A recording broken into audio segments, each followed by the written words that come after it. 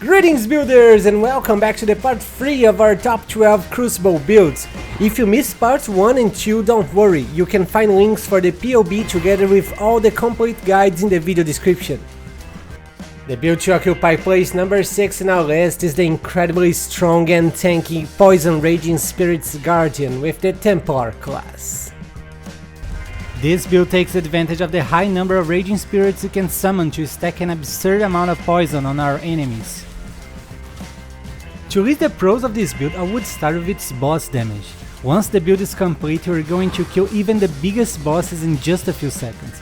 The survivability is also amazing, since we can have all the defensive layers of a Guardian on a minion build that is already very safe to play. Now to list the cons, I would start saying that this build isn't for everyone. You need a lot of currents to put it together. Another issue is that Raging Spirits have a short duration and you have to often stop to resummon them. As for budget, this build would need at least 10 Divine Orbs to put together. As I said, it's an expensive one. Don't forget that on PoEbuilds.net you can find a list with all the equipments that you need to buy for this build, with direct links for examples being sold by other players. You need 4 mandatory unique items for this build. The first one is the Uniting Drink Sword that grants an Envy Aura for a big amount of chaos damage to our minions. It also grants them 60% chance to poison on hit. We also need the Darkness in Front belt that has 2 Abyss Dual sockets for us to achieve 100% chance to poison our minions. Next, we need a Covenant Armor that grants our Raging Spirits a level 29 added chaos damage support. This means a lot more chaos damage. Finally, we also need the Ancient Skull Helmet that grants a healed damage and attack speed boost to our minions.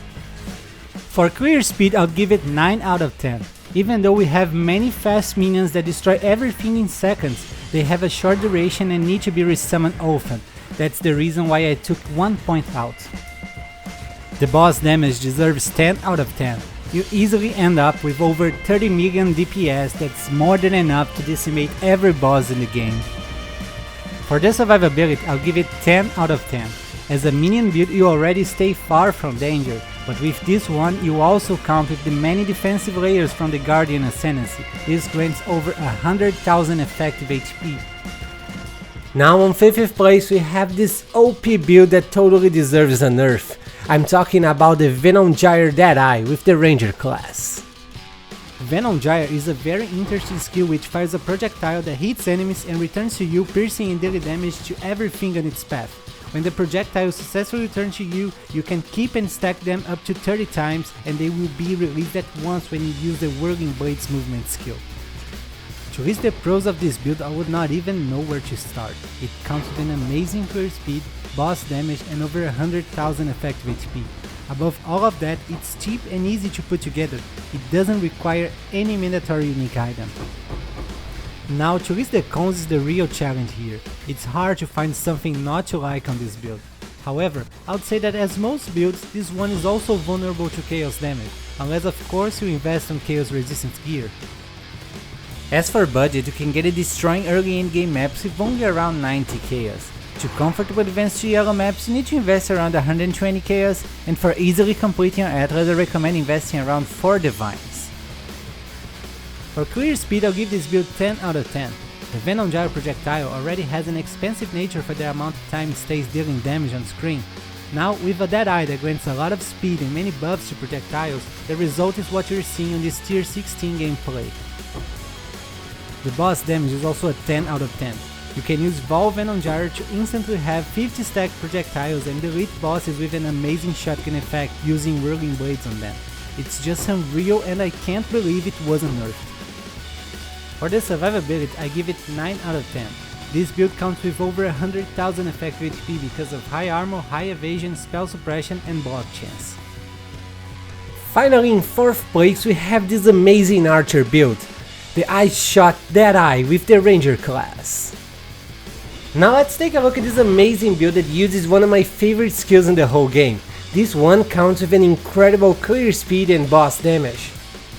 To list the pros of this build, I'm going to talk exactly about that.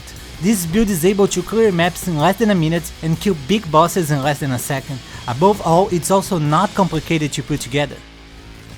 Now to list the cons, I would start with its cost. Because of Lion Eyes Fall, this build is quite expensive right now. The price of this geo already dropped a lot, but it's still expensive. About the budget, as I just mentioned, it's an expensive build right now. You need around 5 Divine Orbs to put it together. You only need 2 mandatory unique items for this build. The first of course is the Lion Eyes Fall Jewel that grants many useful nodes on our passive tree.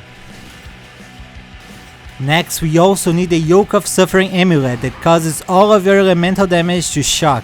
This way our enemies take a lot more damage. For clear speed, I'll give it 10 out of 10. You fire many projectiles with high attack speed and those projectiles return to you, piercing enemies, bouncing off walls, and you even have your mirrored archer to fire more projectiles. No one can survive that. The boss damage is also amazing and deserves 10 out of 10. Using the incredibly strong Val Iceshot plus your ballistas on bosses will kill them super fast.